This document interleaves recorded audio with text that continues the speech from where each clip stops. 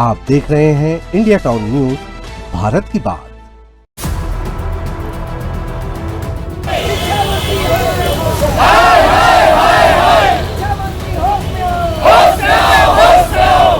या तो हमारा अधिकार दे दीजिए, आत्मानंद के समतुल्य 38,100 पेमेंट और सीएल और मानदेय जो भी हमारा मिलता है सब मिल जाए, और नहीं तो हम लोगों को सभी को बाहर किया जाए।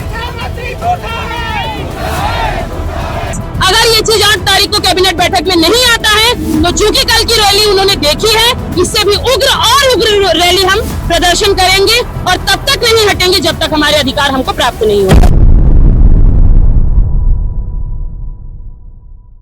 क्या कोई अपनी नौकरी बचाने के लिए घंटों एक पैर पर खड़ा रह सकता है? क्या वर्षों तक बच्चों को पढ़ाने वाले शिक्षक आज अपनी ही नौकरी और भविष्य के लिए सड़क पर उतरने को मजबूर हैं? और आखिर ऐसी कौन सी मांग है जिसके लिए अतिथि शिक्षक अब आंदोलन को और उग्र करने की चेतावनी दे रहे हैं? नमस्कार, आप देख रहे हैं इंडिया टाउन न्यूज और मैं हूं आपके साथ सुरभि शुक्ला। शिक्षा मंत्री के गृह जिले दुर्ग से आई यह तस्वीर कई बड़े सवाल खड़े करती है। देखिए, दुर्ग से हमारे संवाददाता नसीम फारूकी की ये रिपोर्ट। दुर्ग में राज्य अतिथि शिक्षक यानी विद्या मितान अपनी लंबित मांगों को लेकर अनिश्चितकालीन धरना प्रदर्शन पर डटे हुए हैं। आंदोलन के छठे दिन भी बारिश उनके हौसले को नहीं डिगा सकी। सरकार तक अपनी आवाज पहुंचाने के लिए शिक्षकों ने अनोखा तरीका अपनाया। एक पैर पर घंटों खड़े होकर उन्होंने विरोध प्रदर्शन किया और सरकार से जल्द फैसला लेने की मांग की। शिक्षा मंत्री के गृह जिले में हो रहे इस प्रदर्शन में प्रदेश के अलग अलग जिलों से पहुंचे अतिथि शिक्षक शामिल हुए। जेआरडी स्कूल और जिला शिक्षा अधिकारी कार्यालय के सामने प्रदर्शनकारियों ने सरकार के खिलाफ नारेबाजी की और कहा कि वर्षों से सेवा देने के बावजूद उन्हें न तो नियमित किया गया और न ही समान कार्य के अनुरूप वेतन दिया जा रहा है। आदरणीय शिक्षा मंत्री जी को केवल एक ही करबद्ध निवेदन करना चाहूंगी कि हमारी 11 वर्षों से हमारी तपस्या को देखते हुए 8 तारीख चूंकि कैबिनेट बैठक है, उस कैबिनेट बैठक में हमारे लिए समान काम समान वेतन का अधिकार लेके आए और साथ ही साथ हमारे अधिकारों की सुरक्षा करें।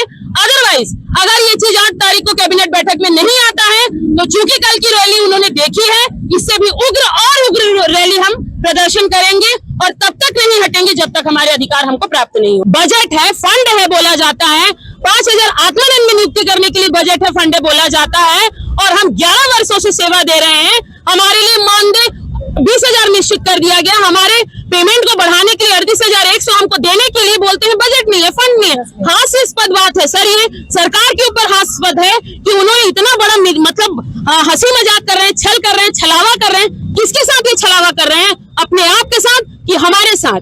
हम हमारे साथ अगर छलावा करते हैं सरकार तो इसका बहुत ही ज्यादा भयावह स्थिति के राज्य नहीं पूरे केंद्र सरकार देखेगी कि अगर किसी शिक्षक, चूंकि शिक्षक को हमेशा एक निर्माणकारी निर्माता बोला गया है, अगर निर्माता के साथ किसी तरह की धोखाधड़ी होगी तो वो कैसे विध्वंस करता है ये सरकार देखेगी आने वाले समय में। अतिथि शिक्षकों का कहना है कि वे पिछले करीब 10 वर्षों से प्रदेश के दूरस्थ और आदिवासी क्षेत्रों के सरकारी स्कूलों में बच्चों को शिक्षा दे रहे हैं। इसके बावजूद उन्हें सीमित मानदेय मिलता है और वह भी पूरे वर्ष के लिए नहीं। उनका आरोप है कि हर नए शैक्षणिक सत्र में दोबारा नियुक्ति की अनिश्चितता उनके भविष्य पर सवाल खड़े करती है। प्रदर्शनकारियों की प्रमुख मांगों में संविलियन या समायोजन, समान कार्य के लिए समान वेतन, सेवा सुरक्षा, ग्रीष्मकालीन अवकाश का मानदेय, मातृत्व एवं पितृत्व अवकाश सहित अन्य सुविधाएं शामिल है। शिक्षकों का कहना है कि चुनाव के दौरान उन्हें कई आश्वासन मिले, लेकिन अब तक कोई ठोस निर्णय नहीं लिया गया। आज हम लोग का सर अनिश्चितकालीन हड़ताल का 6वां दिन है और शासन का कोई भी व्यक्ति आज तक हम लोगों से मिलने के लिए नहीं आया है। यहाँ तक कि कल जब हम रैली किए तो उन्होंने अपने पीए को भेजा, पीए एक शब्द नहीं बोले, पीछे खिसक गए, कोई बात करने को राजी नहीं है सर। जब हम लोग वहाँ के एसडीएम और उनके पीएच के द्वारा किसी के द्वारा बताया गया कि आज जो है नोटशीट तैयार है 12 महीने 20,000 पे, वो हम लोगों के लिए बिल्कुल गवारा नहीं है सर। हम उस पर राजी नहीं है। हम लोगों का बस एक ही मांग है, संविधान के अकॉर्डिंग हम लोगों को समान का अधिकार दिया जाए शासन के द्वारा। ये शिक्षा मंत्री जी हम लोगों को लूट रहे हैं। माननीय शिक्षा मंत्री जी से हम लोग करबद्ध निवेदन बार बार बोले कि सर हम लोगों के लिए न्याय चाहिए, क्योंकि सर हम जिस स्कूल में पढ़ाते हैं वहाँ जो रेगुलर टीचर है उनको 1 लाख पेमेंट मिलता है और हम वही काम करते हैं जो रेगुलर टीचर करते हैं, लेकिन वो सम्मान वो अधिकार हमको नहीं मिलता है। हमारी जब लिस्टिंग होती है सर तो पीएन के पीछे लिस्टिंग होती है, हम वो सब आत्महनन को झेलते हुए सर हम सभी काम कर रहे हैं। हम लोग 4-4, 5-5 बोर्ड की परीक्षा देते हैं सर, दिलवाते हैं बच्चों को और पढ़ाते हैं, इसके बाद भी अधिकार नहीं मिल रहा है। आप शिक्षा मंत्री जी से पूछना चाहते हैं कि क्या इतना काम करने के बाद किसी अतिथि शिक्षकों का उनका अधिकार नहीं दिया जाएगा? तो उनको या तो आत्मदाह करिए या बम विस्फोट कर दीजिए। हम लोगों को सिर्फ एक ही मांग है, या तो हमारा अधिकार दे दीजिए आत्मानंद के समतुल्य 38,100 पेमेंट और सीएल और मानदेय जो भी हमारा मिलता है सब मिल जाए, और नहीं तो हम लोगों को सभी को बाहर किया जाए।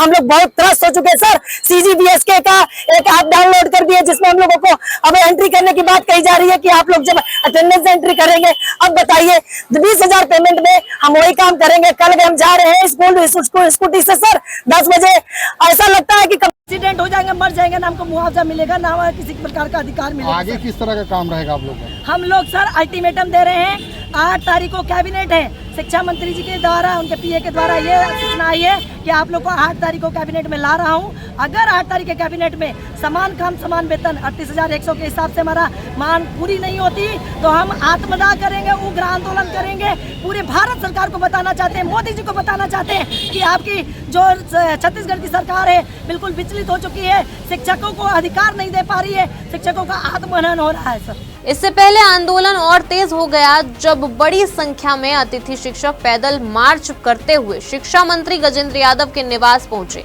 और वहां प्रदर्शन किया। शिक्षकों का कहना है कि कई वर्षों से वे अपनी मांगों को सरकार के सामने रख रहे हैं, लेकिन अब तक समाधान नहीं निकल पाया है।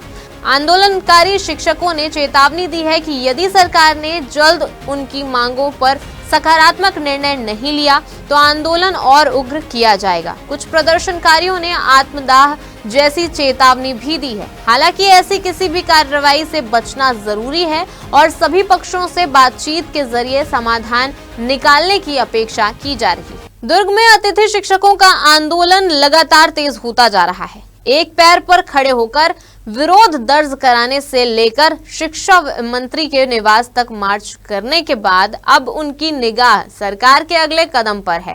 सबसे बड़ा सवाल यही है कि क्या सरकार शिक्षकों की मांगों पर जल्द कोई फैसला लेगी या ये आंदोलन आने वाले दिनों में और बड़ा रूप लेगा। फिलहाल प्रदेश भर के हजारों अतिथि शिक्षक सरकार के फैसले का इंतजार कर रहे हैं। एक और उनका कहना है कि वे वर्षों से शिक्षा व्यवस्था की जिम्मेदारी निभा रहे हैं, वहीं सरकार की ओर से अभी तक उनकी मांगों पर कोई अंतिम निर्णय सामने नहीं आया है। अब देखना होगा कि बातचीत के जरिए इस गतिरोध का समाधान निकलता है या आंदोलन और तेज होता है। फिलहाल के लिए इस रिपोर्ट में इतना ही। अब मुझे दीजिए इजाजत और आप देखते रहिए इंडिया टाउन न्यूज, भारत की बात। नमस्कार। आप देख रहे हैं इंडिया टाउन न्यूज, भारत की बात।